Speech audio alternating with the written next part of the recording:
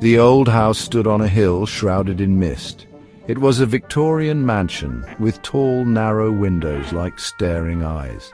Inside, dust lay thick on the floorboards, cobwebs hung from the chandeliers. But to young newlyweds, Sarah and David, it was perfect. Sarah ran a hand along the ornate banister, her wedding ring glinting. David was already picturing where they would put the sofa. They spent days unpacking, their laughter chasing away the silence. But beneath the surface, a chill lingered, a draught always colder near the attic door. And in the parlour, an antique frame hung empty, watching them. One evening, Sarah felt a cold spot on her arm. Turning, she saw it, a fleeting shadow darting behind the empty frame. She shivered, attributing it to the draughty house. But as the days passed, the feeling of unease grew. Whispers seemed to emanate from the empty frame, too low to decipher. The frame was old, that much was clear. Made of dark, heavy wood, it was intricately carved with strange symbols, almost like runes. David dismissed them as Gothic embellishments. Sarah, however, couldn't shake the feeling that they meant something, that they held some hidden significance. She tried to ignore it, focusing on making the house their own, but the whispers persisted. They came at night, when the house creaked and groaned around them, faint murmurs just on the edge of hearing. Sarah started to feel uneasy, even scared. She would catch glimpses of movement out of the corner of her eye, always near the frame. Once she could have sworn she saw a face reflected in the glass, a face that was not her own. David, ever the skeptic, tried to reassure her. It's just the wind. Or it's probably mice in the walls. But even he couldn't deny the increasing strangeness of their new home. Doors slammed shut on their own, objects moved without explanation, and the whispers from the frame grew louder, more insistent. One night Sarah woke with a gasp. A cold sweat clung to her skin. The room was dark, lit only by the pale glow of the moon through the window, but something was different. A presence hung in the air, thick and suffocating, and then she saw it. The frame, which had always been empty, now held a picture. It was the face of a man, twisted in a silent scream. His eyes, wide with terror, stared directly at her. Sarah's breath caught in her throat. She tried to scream, but no sound came out. The face in the frame seemed to draw closer, the man's agony reaching out towards her. Suddenly David stirred beside her. As he reached for her, the face in the frame vanished. The room was plunged back into darkness.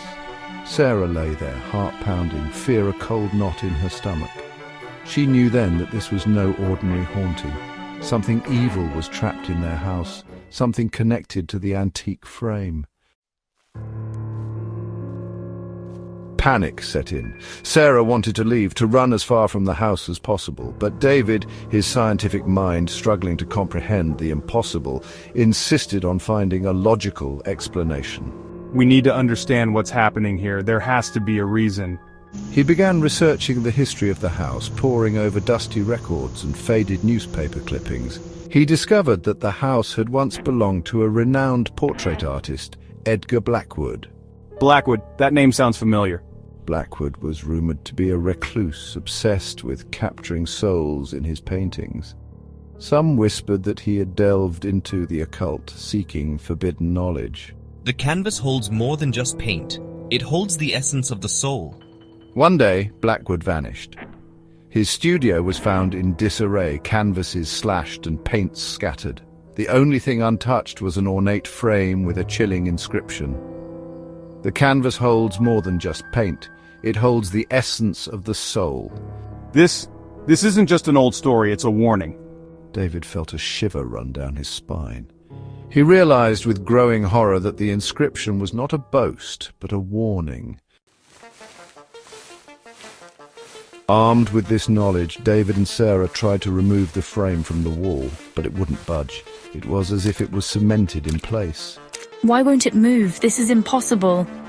Desperation set in. They tried prying it loose with tools, but to no avail. The frame remained firmly fixed, the whispers growing louder, the evil emanating from it palpable. We have to keep trying. We can't let it stay here. One night, the haunting reached its peak. The temperature in the house plummeted. Shadows danced on the walls, twisting and contorting into grotesque shapes. And the face in the frame, the tormented visage of Edgar Blackwood himself, became a constant presence, his eyes burning into their souls. David, look, it's him. David and Sarah found themselves trapped in the parlor, unable to escape the escalating horror. Objects flew across the room with violent force. The air grew thick, suffocating. We need to do something now. They were running out of time. Desperate, Sarah grabbed a heavy candlestick and hurled it at the frame. The glass shattered, sending shards flying across the room. Take that. A piercing shriek echoed through the house, filled with rage and despair. The shadows on the wall thrashed violently, then vanished, leaving behind an eerie silence. Is it over? David and Sarah clung to each other, gasping for breath. The oppressive atmosphere lifted, replaced by an unsettling calm. Cautiously, they approached the shattered frame. The piece of canvas that had been trapped within lay on the floor, blank. Was it all a nightmare? Had it all been a nightmare? Had they imagined the horrors of the past few weeks? David carefully gathered the broken pieces of the frame and threw them into the fireplace. As the fire consumed the wood, a sense of relief washed over them. They had escaped the haunting, broken free from the grip of Edgar Blackwood's tortured soul. I think it's finally over. Or so they thought. The next morning, they packed their belongings and left the house on the hill. As they drove away, Sarah glanced back at the old Victorian mansion, its windows dark and empty. She couldn't shake the feeling that something was amiss. David, do you see that? It was then that she noticed it, a faint outline on the back seat where the shattered frame had rested. It was the unmistakable shape of a man's face, twisted in a silent scream. Oh no, not again. The car sped on, leaving the haunted house behind. But as Sarah stared at the faint impression on the seat, she knew with chilling certainty that the horror was far from over. The canvas might be blank, the frame destroyed, but some stains, some evils, are impossible to erase.